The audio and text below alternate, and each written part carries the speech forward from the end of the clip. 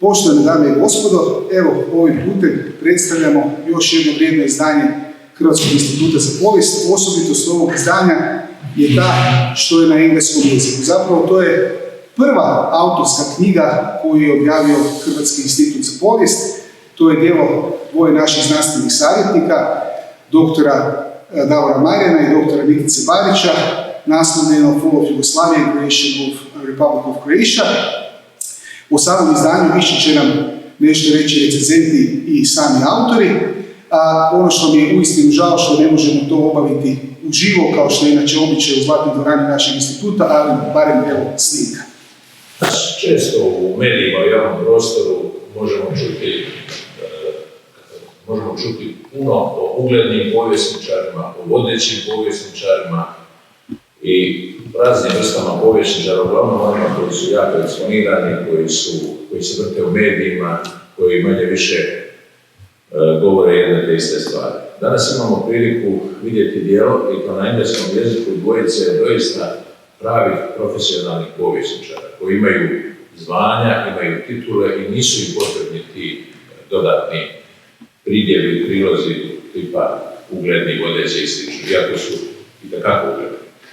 Ovo je djelo jedno od prvih, evo čini mi se prvo na engleskom jeziku, jedna monografija pisana za vanjsku publiku, pisana za vanjsko čitateljstvo, strano koje malo zna o prilikama u bivšoj Jugoslaviji, o načinu kako je nastala Hrvatska država, kako je vođen rat na prostoru bivše Jugoslavije, posebno naravno u Hrvatskoj.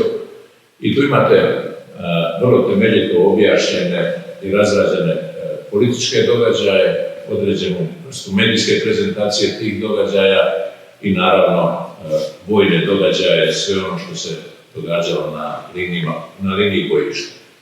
Od osnutka hrvatskih postrojbi, napada Jugoslavenske armije, srpskih pobunjenika, kombinirano sa svim onim pregovorima i planovima koji su vođeni paralelno s tim, koja srpska strana rezolutno odbijala, držeći se svoje politike da će svi Srbi živjeti u jednoj državi i da neće prihvatiti nikakvu hrvatsku državu. Doista, čitajući ovo djelo, možemo steći puni dojam o onome što se događalo u Jugoslaviji, o načinu kako je Hrvatska politički, sve njene političke procese, kako je ona obranjena i kako su oslobođeni njeni okupirani prostori. Zato preporučam ovu knjigu svim i hrvatskim, a pogotovo stranim čitateljima, ljudima koji se služe prije svega engleskim jezikom, kojima je to maternji jezik. Ovo je knjiga iz koje, čitajući, mogu steći stvarni, pravi uvid u događaje na prostoru bivše Jugoslavije, događaje na prostoru Hrvatske. Važno je to što ova knjiga zapravo otklanja debele naslage ratne i političke propagande. Jer naš medijski prostor je zagušen raznim interpretacijama ratnih događaja sa hupom mitova koji su nastali iz čisto političkih propagandnih razloga. Ovdje su stvari do kraja izvedene na čistac. Dakle, nema ničega što će biti do kraja nepoznato, sve je otvoreno. I ova knjiga može, koliko god ona zapravo zaokružuje, koliko god ona je jedan sad okvir za cijelu sliku Domovinskog rata, ona je istovremeno i temelj. Ona je armatura, ona je ono na čemu se dalje može graditi i mora graditi. Dakle, nitko ko će ozbiljno raditi bilo što o Domovinskom ratu, govorim sad prije svega na one ljude vani koji će raditi na engleskom jeziku i koji na taj način prate zbivanja iz Domovinskog rata vezano za raspad Jugoslavije i stvaranje Hrvatske države, neće moći zaobići ovu knjigu, osim ako će nastaviti sa nekakvim propagandnim aktivnostima. Ali oni koji će se baviti na znanstven način, ovo će im biti praktično tema.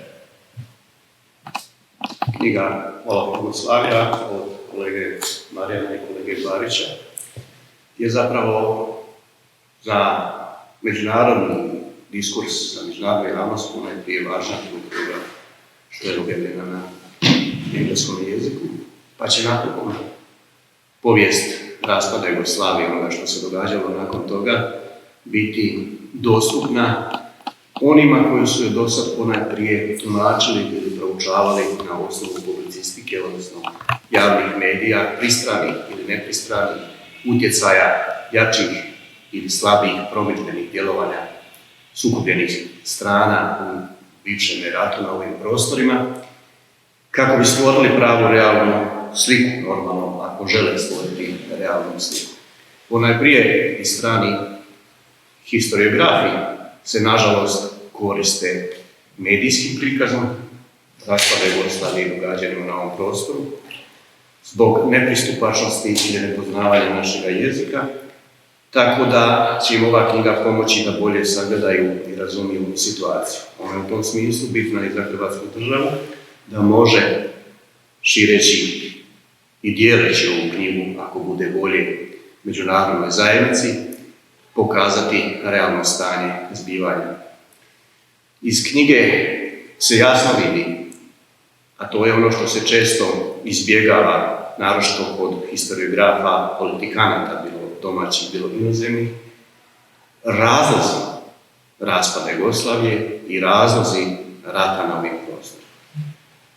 Događaji kao događaji uvijek mogu biti zanimljivi, međutim, dok god ne uočimo uzroke zbog čega je nešto došlo, neće nam biti jasna situacija posljedica do kojih je došlo. U knjizi se jasno naglašava da se zapravo Jugoslavija raspala ponajprije zbog, što je inače praksa bila u povijesti kod bilo koje međudržavne zajednice, međunarodne zajednice, zbog pokušaja dominacije jednih na drugim, u ovom slučaju Srba i srbijanske politike nad ostalim narodima. A onda kada je zbog te dominacije došlo do raspada, onda dolaze oni drugi ciljevi, a to je oduzimanje teritorija, koje opet proizlazi iz velikosrpske politike, odnosno ostvarenje programa Svi Srbi u jednoj državi. Zapravo u tom smislu ova knjiga i treba biti upozorenje i međunarodnoj zajednici, ali i današnjoj Bosni i Hercegovini, da i ona može opstati samo ako ne bude pokušaja dominacije jednih na drugi i ona treba se ugledati na to što se događalo, poučiti se iz povijesti raspada Jugoslavije, ne samo na slučaju Bosne i Hercegovine, gdje se pokušava slično učiniti i gdje onda i uslijed toga može doći do zahtjeva određenih teritorija za određene narode. To se može desiti u puno većim zajednicama poput Evropske unije, koja isto može postojati dok postoji ravnopravnost u njoj. Međutim, onog trena kada jedan narod i jedna država pokuša nametnuti svoje i želi dominirati tom zajednicom, onda normalno da su posljedice raspada. Tako da, raspad Jugoslavije i uzroci njegovi su jasni, posljedice koje su slijedile su jasne, iz ove knjige je to jasno i argumentirano vidljivo. Ono što je bitno i što treba posebice istaknuti kod naših znanstvenika koji su ovu knjigu pripremili, jeste dubinsko istraživanje, korištenje svih dostupnih izvora, jer samo tako se može razmatrati povijest, bez obzira na što ovaj dio povijesti koji je aktualan, odnosno koji je svjež i gdje postoje mnogi živi dionici tih događanja koji žele, odnosno bi željeli da ovi autori, zato su često i na udaru pojedinaca iz tih krugova, da pišu onako kako bi oni htjeli i kako oni vide povijest. A ako ćemo pisati povijest po narodnim željama pojedinaca, onda od te povijesti nema ništa. Zato im u ovom smislu ja i čestitam njihovoj hrabrosti i ustrajnosti da bez obzira na pritiske sa svih strana ostaju dosljedni, da se drže historiografskih činjenica i želim da ustraju na tome i u budućnosti. Knjiga koju danas predstavljamo samo jedna od knjiga u jednoj vrlo velikoj produkciji koja, dakle, možemo već lagano reći da je nepregledna, pritom mislim samo na anglosaksonskom govornom području. Tu su već ima preko 1000 monografija. Ono što im je zajedničko da je rijetko koja temeljena na izvoru. Mi smo stoga pokušali da tom moru, nepreglednom moru produkcije dodamo naš prilog, znači jednu knjigu koja se temelji upravo na izvoru. Sama knjiga se u stvari knjiga koncipirana kao monografija se sastoji od 3 jasna dijela.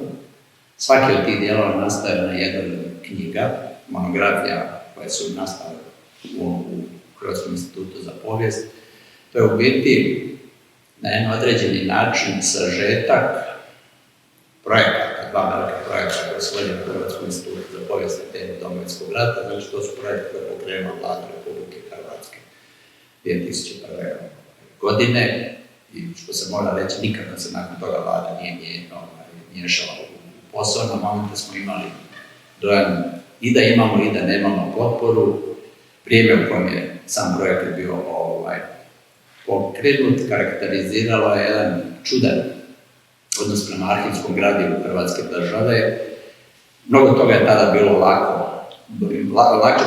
lako se dolazilo do mnogih dokumenta koje danas praktično nemoguće doći. Ja naravno ne mogu uzlaziti u razloge zašto je to tako, ali recimo sada napisati ovu knjigu bilo bi nemoguće.